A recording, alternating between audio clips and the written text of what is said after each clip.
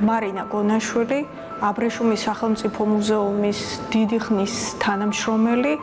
ახლა მუშაობ ბიბლიოთეკაში, მთავარი ბიბლიოთეკარი ვარ. მანამდე ფონდში მუშაობდი, მუზეუმის ფონდში და ფონდში სამუშაოდვე მოვედი ჯერ კიდევ 2002 წლის შემოდგომიდან, ასეთი დიდი დრო გასულა ჩემი აქ მოხვედრის შემდეგ. ჯერ კიდევ სკოლის მოსწავლე ვიყავი, რომ გავიგეთ აბრეშუმის მუზეუმის შესახებ და გვინდოდა მოსვლა, თუმცა მაშინვე გავიგეთ, რომ იყო დაკეტილი დამთვალიერებლისთვის, სხვადასხვა შენობის მდგომარეობის გამო დაზიანებული იყო შენობა და ამიტომ იყო დაკეტილი და ვერ მოვხვდი მაშინ მუზეუმში, მაგრამ ეს შენობა აქ ახლოს გავლის დროს ყოველთვის მაინტერესებდა რა შენობა იყო.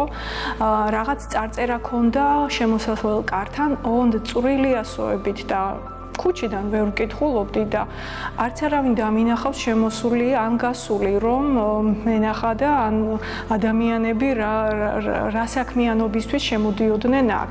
და ვერც მე შემოვბედე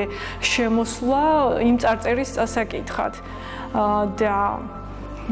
არ ვიცოდი, ყოველთვის მაინტერესებდა რა იყო ამ შენობაში და როდესაც გავიგე და მთხოვეს რომ აქ მოვსულიყავი გასაუბრებაზე ვაკანსიის შესახებ ეს აბრეშუმის მუზეუმი და ეს შენობა ერთმანეთთან დაკავშირდა უკვე აი 2002 წლის შემოდგომიდან და მაშინ დავსახეთ ასე ვთქვათ ჩვენი გეგმები, სამუშაო, სამომავლო, გასაკეთებელი საქმეები, სხვადასხვა დროს, სხვადასხვა საკითხები და სხვადასხვა გამოწვევების წინაშე იდგა ეს მუზეუმი და მოკლედ ასე შევრჩი და შევეჭიდეთ აი ამ მუზეუმის საქმეებს და არა მარტო ერთი მიმართულებით, ასე ვთქვათ, მას შემდეგ იზრდება მუზეუმი, ვითარდება, სხვადასხვა სიახლეები აქვს, სხვადასხვა მიმართულებით. მე კი გამოვიდა, რომ ასე დიდი ხნით შემორჩი მუზეუმს. ეს შენობა ამ ტერიტორიაზე სპეციალურად აშენდა 1889 წელს საფუძველი ჩაეყარა და 91-ში უკვე დასრულდა შენობის აშენება და თავდაპირველადვე გადაწყვეტილი იყო, რომ ამ შენობაში უნდა ყოფილიყო აბრეშუმის მუზეუმი, ბიბლიოთეკა, გათვალისწინებული იყო სააქტო დარბაზი, ლაბორატორიული კვლევებისთვის ოთახები და ზედა სივრცეში სულ ზემოთ პატარა საგამოფენო სივრცეა დღეს, მაშინ ფოტოლაბორატორია. ამ შენობაში ძირითადი სათაო ოფისი, ასე ვთქვათ, განთავსდა მეაბრეშუმეობის დარგის მეფუტკრეობაც განიხილებოდა მაშინ და ამ შენობის გარშემო ტერიტორიაც ამ სადგურს ეკუთვნოდა სხვადასხვა შენობის ასე ვთქვათ შემადგენლობით დაარსებული კავკასიის მეაბრეშუმეობის სადგურად წოდებული. სპეციალურად აი ამ დარგის შესასწავლად გამოყოფილი პირები რუსეთის იმპერიიდან, მაშინ იმპერიის შემადგენლობაში შედიოდა საქართველო და ამ დარგის შესასწავლად ჩამოვიდნენ ნიკოლაის ძე შავროვი და დაიწყეს ამ დარგის შესწავლა. მოსავალი ნაკლები ქონდა ამ დარგს იმ პერიოდში და აღმოჩნდა, რომ იყო დაავადება გავრცელებული და ეს იცოდნენ, რომ ეს დაავადება არსებობდა ევროპაშიც და ევროპაში დოქტორ ლუი პასტერის ასე ვთქვათ დახმარებით უკვე მიგნებულიც იყო ამ დაავადების გამოსაჯამრთელებელი მეთოდებიც და ამ სიახლის შესასწავლად წავიდნენ ევროპაში იმ თანამედროვე ცოდნის მისაღებათაც აი ეს პირველი დამაარსებლები ამ სადგურის. იქიდან დაბრუნებულებმა უკვე გადაწყვიტეს, რომ აქაც დაეარსებინათ ეს ცენტრი აბრეშუმის თემის გარშემო, რაც კი არსებობდა, პირველი ექსპონატებიც კი იქიდან ჩამოიტანეს, წიგნადი ფონდიც პირველი იქიდან შეიქმნა და ალექსანდრე შიმკევიჩი იყო ის პოლონელი წარმოშობის თბილისში მომუშავე არქიტექტორი, რომელმაც დააპროექტა ეს შენობა. ეს არის სოფლის მეურნეობის ერთ-ერთი დარგი, როგორც ცნობილია, ჩინეთია მისი სამშობლო და 5000 წლის წინანდელ ისტორიას მოიცავს. ჩინეთშიც მრავალი ლეგენდა არსებობს ამ დარგთან დაკავშირებული, როგორ მოიშინაურეს აბრეშუმის ჭია. ეს არის ერთ-ერთი გამორჩეული მწერი და ერთადერთი, რომელიც ადამიანმა მოიშინაურა მთლიანად. ეს ნიშნავს, რომ საკვებსაც ადამიანი აძლევს, სისუფთავესაც ადამიანი იცავს, მის შექმნილ პარკსაც ადამიანი ასე ვთქვათ იღებს და თავისი დანიშნულებით აკეთებს სხვადასხვა ქსოვილს თუ ძაბს და მოკლედ იმ დროიდან მოშინაურებულია, სრულად კულტივირებულია აბრეშუმის ჭია, ასე ვთქვათ, ეს მწერი ლათინური სახელწოდებით ბომბიქს მორი. საქართველოში კი, რაც ცნობილია ჩვენთვის, უკავშირდება ასეთ ამბავს თბილისის დამაარსებელი ვახტანგ გორგასალი, როდესაც ახლდა სპარსეთის შაჰს პეროს ინდოეთში სამოგზაუროდ და სალაშქროდ, იქედან დაბრუნებულმა შემოიტანა აბრეშუმი ქსოვილის სახით, თუთის თესლის სახით თუ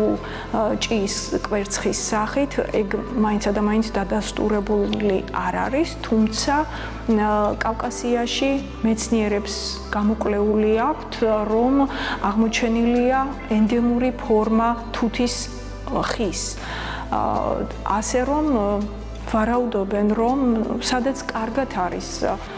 გაზრდილი და კულტივირებული ბუნებრივი გარემო შექმნილი თუთის ხის, იქვე შეიძლებოდა ყოფილიყო ჭიაც, მისი ფოთლის ასე ვთქვათ ჭამელი. უბრალოდ ტექნოლოგიურად როგორ დაამუშავებდნენ პარკიდან ძაბს, როგორ მიიღებდნენ, ეს აღმოაჩინეს ჩინეთში. მუზეუმი როგორც დაარსდა და რაც იყო ჩაფიქრებული თავდაპირველად, ძირითადად იგივე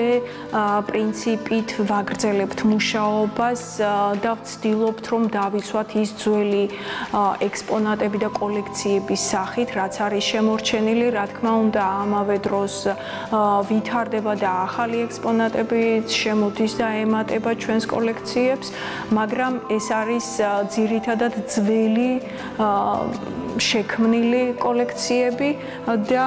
პარკის კოლექცია, რაც უკვე მოგახსენეთ, საღებავების კოლექცია, ბიოლოგიის, ჭიის ბიოლოგიის შესახებ, ეთნოგრაფიული მასალები, ცალკე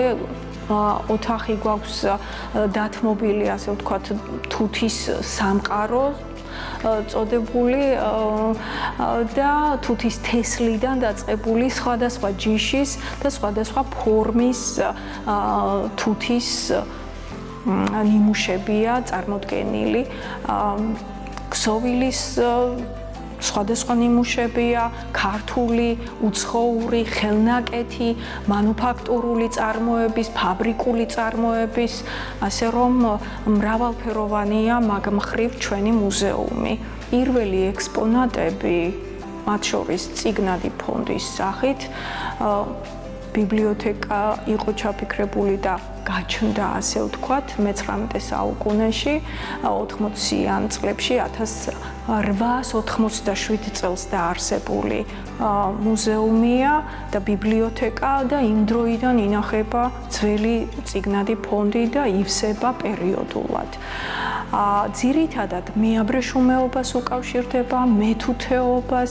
მეფუტკრეობას, საბუნებისმეტყველო სხვადასხვა მეცნიერებების შესახებ არის წიგნები, სხვადასხვა ქვეყნიდან, მათ შორის ევროპის ყველა ქვეყნიდან გამოწერილი ჰქონდათ და შემოდიოდა ამ ბიბლიოთეკაში წიგნები, ლექსიკონები, ენციკლოპედიები, ასე რომ ძალიან მდიდარი ბიბლიოთეკაა მაგ მხრივ ჩვენს მუზეუმში დაცული. სხვადასხვა გვარი ექსპონატების და კოლექციების დაცულობიდან გამომდინარე და შენობის სიძველიდან და სპეციალურად აბრეშუმის მუზეუმისთვის აშენებული შენობიდან გამომდინარე გვეძლევა მსოფლიოში უნიკალური ასე ვთქვათ სახელი სხვა აბრეშუმის მუზეუმთან შედარებით, ტექსტილის მუზეუმთან შედარებით არც ისე ბევრია მთელ მსოფლიოში გაბნეული სხვადასხვა აბრეშუმის მუზეუმი და ერთ-ერთი ძალიან მნიშვნელოვანი ჩვენია, მე ასე მგონია, ასე